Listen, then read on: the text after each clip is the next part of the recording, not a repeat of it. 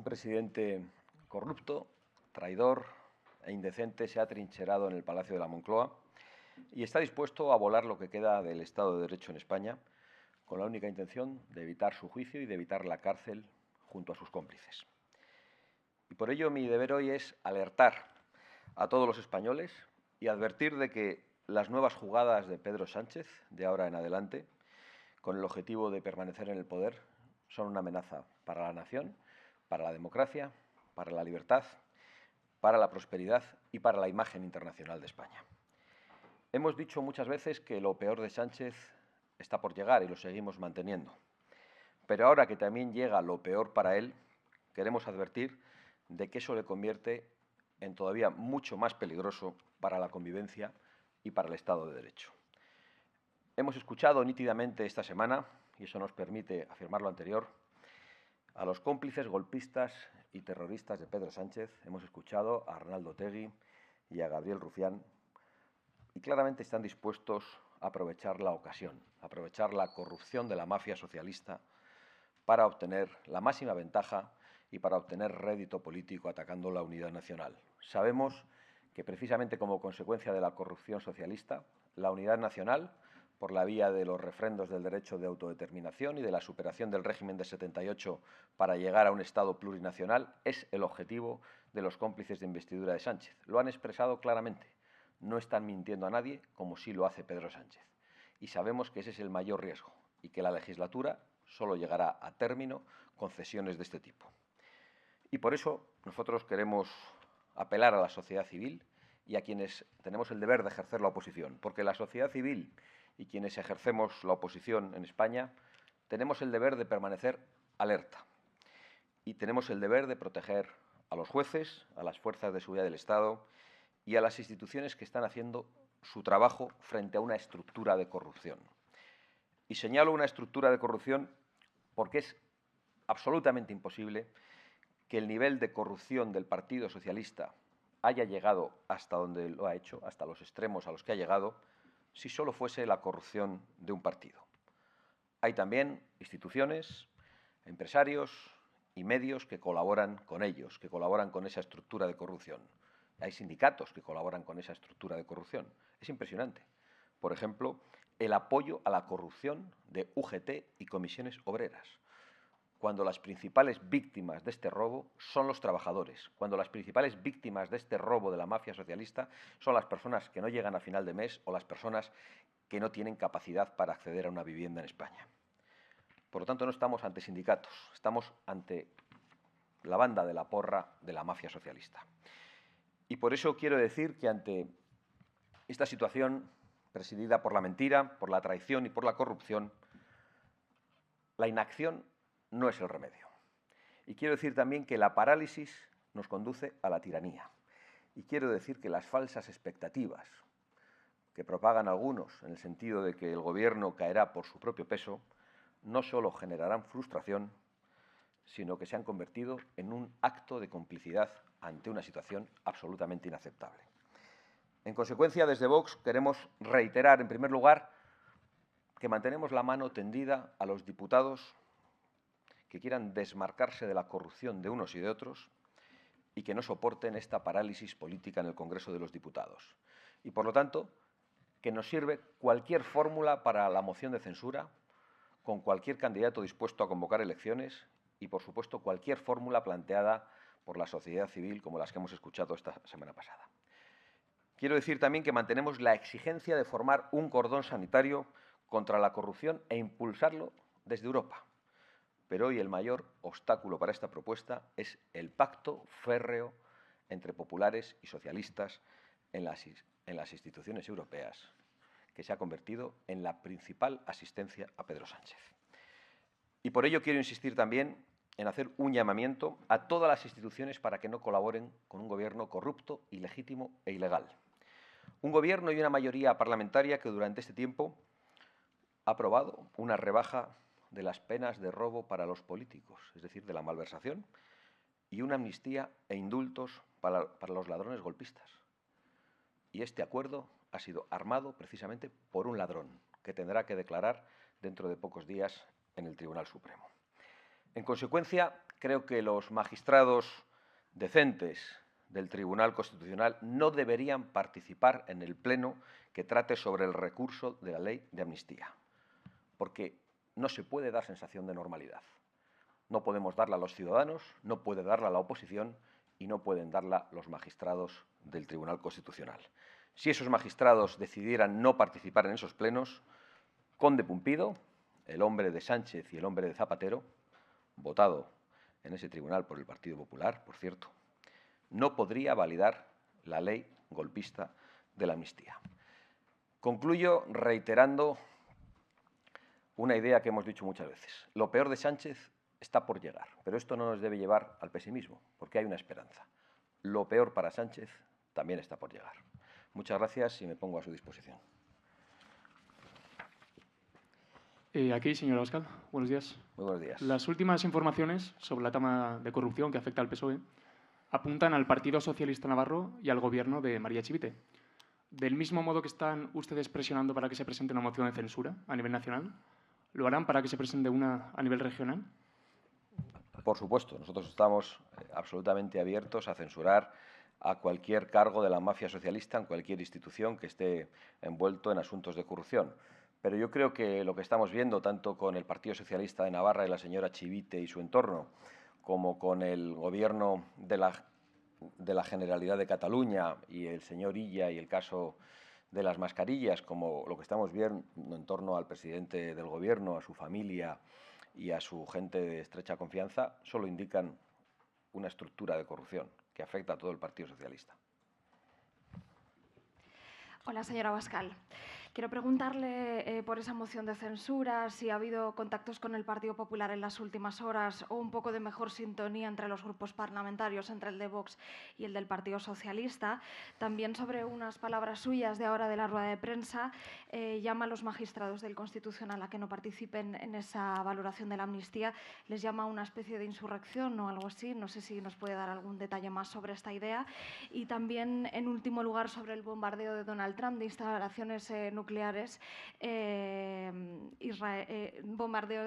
del gobierno de Israel de instalaciones nucleares iraníes, si apoya eso y sobre todo la fórmula que empleó el presidente Donald Trump de no pasar por el Congreso, esa idea que apoya ese bombardeo de Israel de las bases iraníes. Se apoya que Donald Trump no pasase esa idea por el gobierno. Bueno, no sé si... Sí.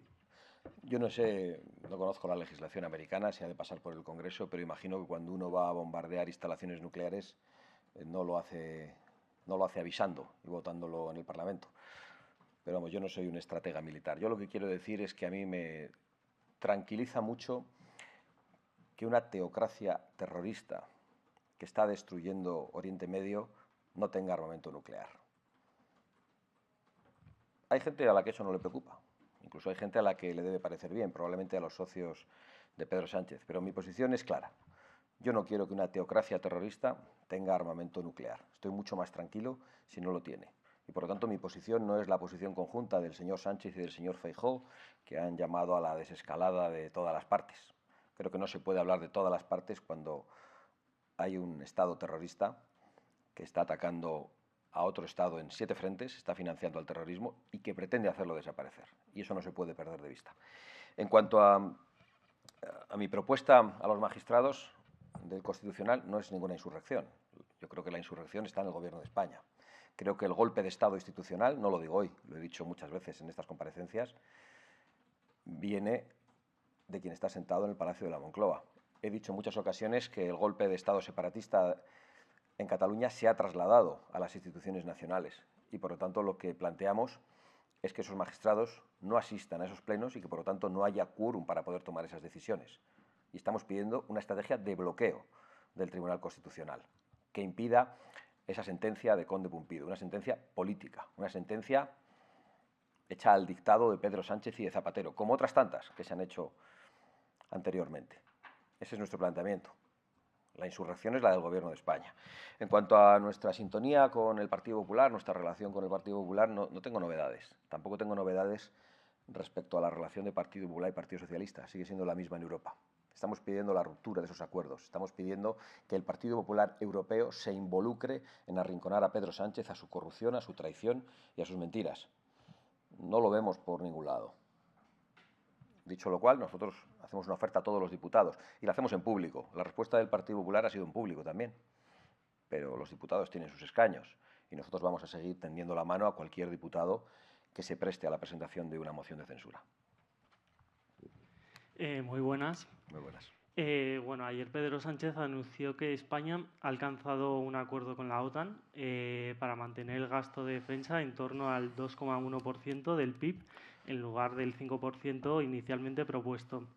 ¿Qué opinión tiene usted, ustedes, sobre este acuerdo y cómo valoran las presiones y existencias de la OTAN para incrementar el gasto en defensa?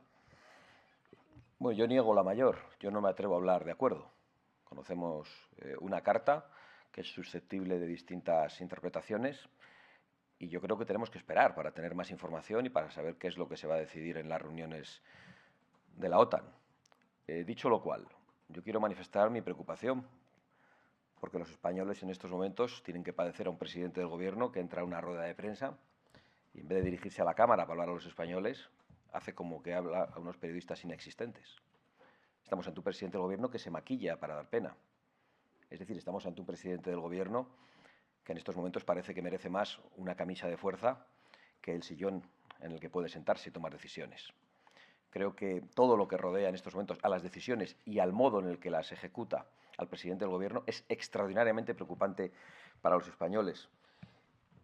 Por otro lado, insistiendo en que no tenemos realmente mucha información de cuál es ese supuesto acuerdo, si es que es un acuerdo, lo que sí creo que podemos afirmar con rotundidad es que no se ha escuchado hablar nada de Ceuta, de Melilla y de Canarias. Nosotros somos partidarios del aumento del gasto militar, pero encaminado a nuestra propia defensa y a nuestros propios intereses. Somos partidarios de que España haga un esfuerzo para estar protegida, lo necesitamos en muchos terrenos, pero lo necesitamos especialmente cuando nos referimos a la España no peninsular, a esa España que está a merced de quienes quieren destruirla, de quienes quieren invadirla, de quienes piensan que tanto las Islas Canarias como Ceuta y Melilla no son territorio español. Hoy mismo hay quejas de instituciones marroquíes por la presencia de la princesa Leonor, precisamente en tierras africanas españolas. Y por lo tanto creo que cuando falta eso, esa referencia a esas tierras en cualquier tipo de acuerdo de la OTAN, el acuerdo está cojo para los intereses españoles. Hola, buenas tardes. Buenas La tardes. semana pasada conocimos la ponencia política que va a aprobar el PP en su Congreso. En ella se abre la puerta a pactar con Vox a nivel de todas las instituciones y además presenta unos postulados, por ejemplo, en materia de inmigración, que se acercan más a los que defienden ustedes. No sé si podría hacernos una valoración y en qué punto creen que deja esto de cara a futuros pactos con el Partido Popular. Gracias. Bueno, está muy bien que pongan por escrito que se abren a pactar con Vox. Lo cierto es que ya lo han hecho, ¿no? El problema es que no ponen por escrito que se niegan a pactar con el Partido Socialista. Y yo creo que eso es algo que puede pasar, como ha pasado en el resto de Europa. En el resto de Europa hay lugares donde nuestros aliados soberanistas y patriotas han ganado las elecciones, otros lugares donde no las han ganado pero han tenido una fuerza extraordinaria y se podría formar una mayoría alternativa, y los socios del señor Feijóo han decidido pactar con los socialistas, igual que en el Parlamento Europeo, donde hay una mayoría parlamentaria entre Partido Popular, organizaciones conservadoras y patriots. Y esa mayoría ha sido absolutamente desechada por el Partido Popular, que ha preferido una mayoría con el Partido Socialista. Entonces, no sé por qué nos tenemos que creer que el Partido Popular, a la hora de la verdad, no va a preferir un acuerdo con el Partido Socialista. Hace 2 años, en las elecciones, el señor Feijóo, esto lo dijo claramente, pero yo he tenido que reiterarlo y recordarlo por activa y por pasiva, durante el debate electoral le ofreció una cantidad enorme de pactos al señor Sánchez, pero el otro día, después del apagón, volvió a ofrecerle un pacto energético al presidente del Gobierno. Hasta que nosotros no veamos que el Partido Popular rompe amarras con el Partido Socialista, pues no nos podremos fiar, francamente. En cuanto a lo que diga el Partido Popular en las ponencias, pues tengo que decir, sin ánimo de ofender, pues que lo ponemos en tela de juicio. Porque hemos visto los programas electorales del Partido Popular cuando el señor Rajoy llegó al poder con mayoría absoluta y le hemos visto incumplirlos punto por punto. Pero absolutamente todo. Por lo tanto, a nosotros nos gustan los hechos. Hemos visto al Partido Popular cómo actuó en las regiones cuando gobernamos con ellos, cómo le cuesta hacer cosas que de verdad den satisfacción a la inmensa mayoría de los españoles, creo, del electorado de Vox, del electorado del Partido Popular y probablemente de otros, en el sentido de rebajar subvenciones a sindicatos y patronal o de eliminar leyes liberticidas como las leyes de memoria histórica, y en cuanto Vox desaparece de esos gobiernos, inmediatamente vuelven a hacer lo que hacían junto con los socialistas. Por lo tanto, todo mi escepticismo, pero no es un escepticismo interesado, es que está basado en datos, igual que está basado también en las actuaciones de los socios del señor Feijóo en Europa, como el canciller alemán, que durante las elecciones dijo exactamente el mismo planteamiento que Alternativa por Alemania, diciendo que cerrarían las fronteras y expulsarían a cualquiera que entrase ilegalmente. 2 días después de los resultados, dijo literalmente: todos hemos dicho en campaña que estamos dispuestos a cerrar las fronteras y a devolver a los ilegales, pero ninguno estamos de acuerdo con ello. No puedo decir más. Hay gente que lamentablemente lo cree, pero tenemos el deber de advertirles. Yo sé que a la gente no le gusta que le digan que es engañada o que es estafada, pero nosotros tenemos un deber con la verdad y vamos a ejercerlo. Muchas gracias, muy amables.